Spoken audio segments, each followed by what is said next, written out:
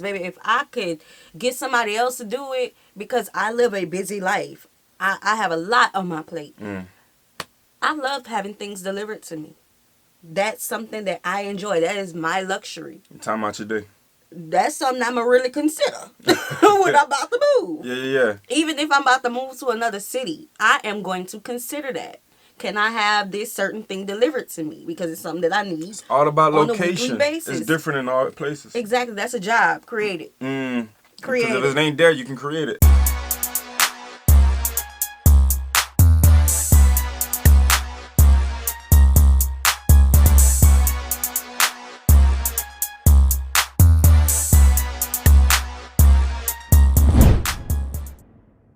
What's good, y'all? It's the Demouchet REACT, and we're back with another video. Who we got today, C? Today we're back with another American reaction. Let's get it. Super excited about this video. If you're new to us and we're new to you, make sure you scroll down, hit that subscribe button, and turn on the post notification bell, because we're on the road to 200K. And we cannot get there without you guys, all right? Join the family. Without further ado, let's get into the video. Let's get it. 2019 marked the year of return and 400 years since the arrival of the first slaves to the U.S. This coincided with the call for African Americans to return to their homelands. And since then, thousands of Black Americans have in fact been paying heed to the call and making the move to Africa. Most of the diaspora have been moving to Ghana, but many others have also moved to places like Senegal, Ethiopia, Nigeria, Rwanda, and South Africa. The reasons for leaving the U.S. transcend an ancestral calling. For many, it's the fractured race relations and an existential trauma that exists in the African American psyche since slavery. This all came to a boiling point after the murder of George Floyd in 2020. What I can say is that it's a lot of locations where you're not looked at as another Black person in people's eyes. You're looked at as human. Yes. You know what I'm saying? It's like once that profile is taken off of you, that's a whole weight, bro. Like people don't realize that, you know. So I just want to mention that real quick. I feel like that's important. We're a minority here. Yeah, they look at us. We're categorized. Yeah. For many, it was a wake-up call that America wasn't really where they belong, and so they packed their bags in search of more welcoming lands. For many, their new home in Africa was blissful. A warmer climate, a lower cost of living, better quality food, and a sense of belonging, without the day-to-day challenges of both subtle and more overt racism that confronted them in America. However, not everybody had the soft landing they were hoping for. In this video, we'll look at why some African Americans end up returning to the U.S. after making the move to Africa. We found that there are 4 main reasons. Keep watching until the end, as reason number 4 will surprise you. First up, no jobs. Many African Americans hold the misconception that when they arrive in whichever African country they move to, that they'll be able to easily get a job. This simply isn't the case. Unlike the U.S., jobs in most African countries are scarce, with unemployment rates sometimes being as high as 50%. Western world conveniences. I'll press it first. Okay, all right. Go on. You go. How can you up and just pack your bags without a real plan to say where I'm going to land at, where my fee's going to be stationed, and the businesses that I'm going to be investing in or being involved in? Like, how can you have that plan as a no-go show? Like, you don't know what you're finna, like. Because that is what a person would do here. That don't make sense. If they were moving to another state, they either already have a job lined up in another state, or they know that they could just search and find a job. This is a whole new continent. Okay? That's wild, bro. That's whole new set of rules, a whole new set of things that they have going on in whatever country that they're in, whatever city that they're in. You can't just say, I'm going to find a job when I get there. No. Now, you got to know somebody. Why? You got to know what you're about to get yourself into. But then, when you say that, how you think you're going to go in, find a job, when people who are from these countries have been looking for jobs? Why are you not bringing the jobs there? Basically, all the individuals just don't have no knowledge of what he about to get into, or he or she. And now that's crazy. Don't be that's booking blind your one-way movement. ticket and you don't know what you about to do. Right. That's aiming blindly, bro. Like you can't hit the mark with that. And I feel like that's when, you know, like here, people be like, "Oh, the immigrants are stealing my job." Maybe the jobs are there. Okay, our jobs are here. Even when we up and left Louisiana, I had a job there.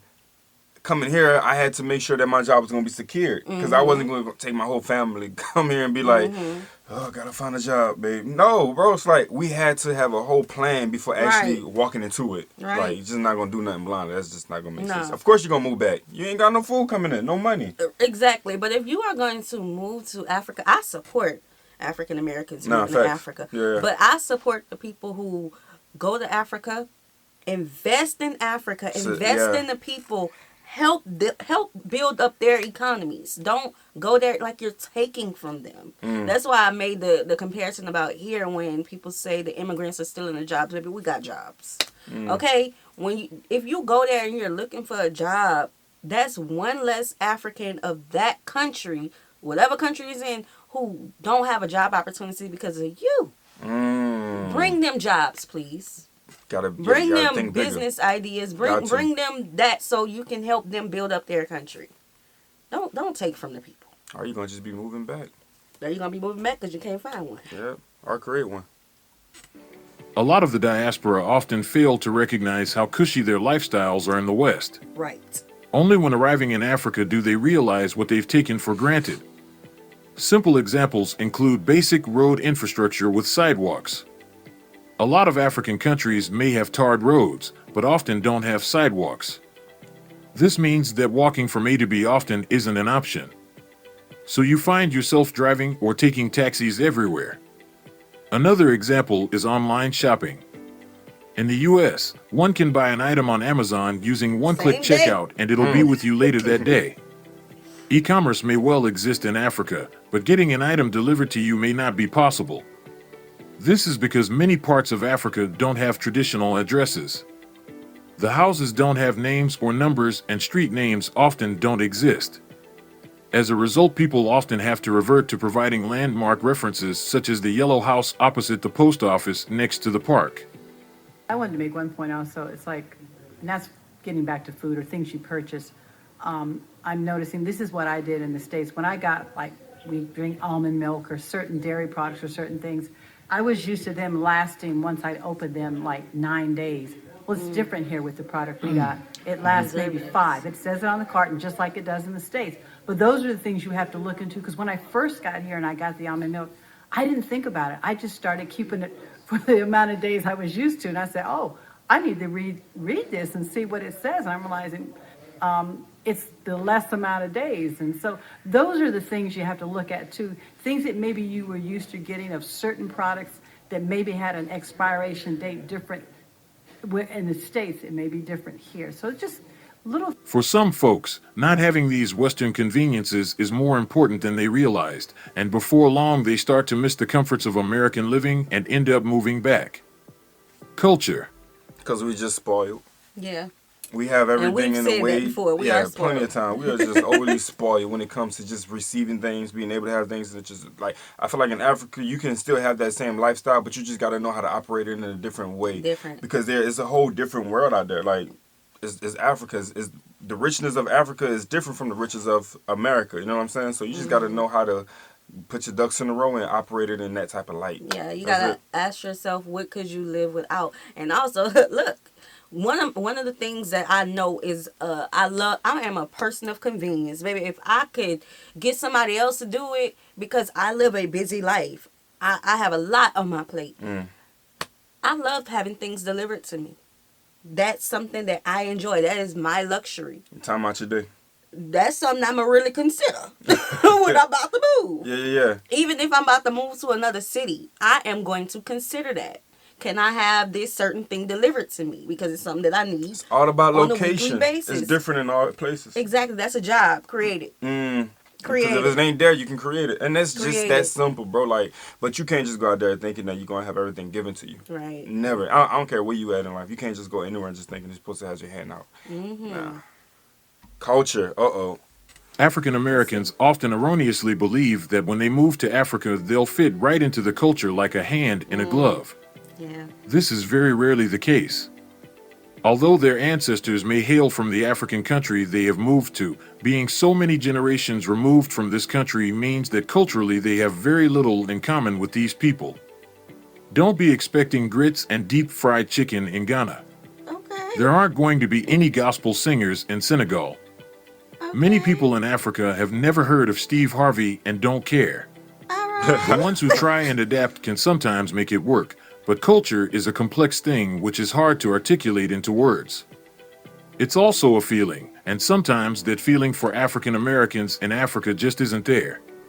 Here in America, you have selected different types of foods. If you want Mexican, if you want Italian, if you want Jamaican, if you want all of these different types of foods, when you get to Africa, those areas who have that, if they have that, are going to be tremendously high to eat at. Lack of choice. America is Let's perhaps... talk about that. Let's talk about that. Okay, so I have to contest what he said, not the man who was just talking about the narrator. I gotta contest what he just said about little in common. I really feel like there's a lot of parallels. A lot. I think he also said. common. I think he also said that they just feel like they can't relate or something like that. Yeah, they can't relate. It it depends on the person and what the person is used to. Yeah, facts. Because I remember we received some comments. It was some food. We was talking about food. We received comments about what we eat. Well, we're from Louisiana, sportsman paradise. So now some of the things on my list we don't eat because we ain't eating that. But there's Louisiana paradise. There's some people who eat raccoons. There's some people who eat possum. There's some people who eat squirrel gumbo. Snake. We eat alligator, crocodiles. You said what possum? else? I said possum. Yeah, you said possum. Okay. I want to say armadillo. I think yeah. I remember my uncle. Yep. Armadillo, tripe, chitlins. Anything with legs. Anything with legs, frogs. Frogs. Yeah, real talk. We from Louisiana. Louisiana folk gone.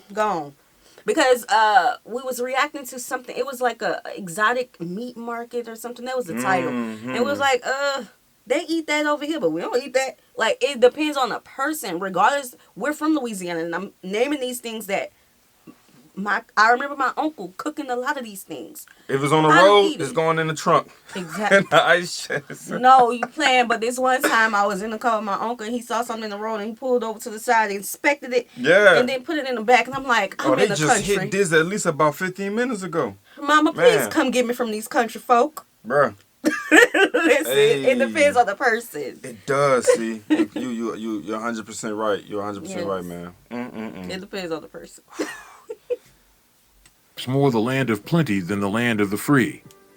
You never have a lack of choice when making a decision in America.